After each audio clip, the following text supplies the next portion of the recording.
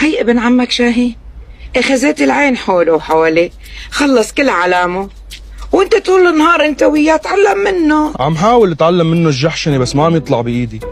حاج عاملين لي اياه الحربوق المخلصه اللي عم يضحك علي، وهو متخرج من شقفة معهد، اذا فات عليه فرس النهر بالغلط رح يعطوه شهاده. لا يا اصلي عم مدحت، انت كبيرنا وببو العين، بس والله ما كنت عارفه انك عم تسمع.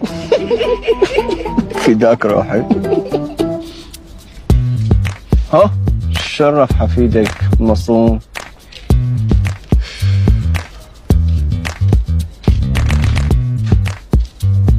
اهلا يا تيتي. بوس الله يرضى عليك. بوس خلص تيتي. كيفك تيتي؟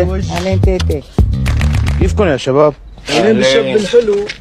كرسي بتساعدك ولا احط لك 10؟ لا ممتاز هيك. ايش واحدة ها؟ ما دخلها.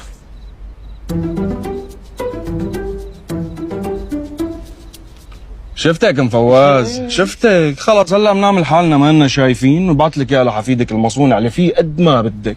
خلص انت اتكلي على الله، انزلي على البراد، شيلي السودا واحمسي له فيهم سودا، احمسي. امي قولوا له اياها لحبيب القلب. تدلليه. نوراس، شو؟ بدي اقول لكم على شغله بس لا تقضوا وقت مدخور. اذا بدك تنصحني يفضل تضلك مسكر بوزك. لا ان شاء الله عمرينك ما تخرجت، اساسا الشهاده للي مثلك مثل قلتها. بتشكرك على قلة أدبك وقلة ذوقك وفوق منهم غلاصتك. هات لنشوف شو بدك. في مواقع على الانترنت بنحسن نبيع فيها مقاطع صوتيه اذا تعلمت على التعليق الصوتي. إذا بس أنت بحياتك ما رح تتعلم. طيب اسمعوا شو خسرانين. انت شو شابك على التعليق الصوتي؟ دقيقه، خسرانين شي؟ هات لنشوف.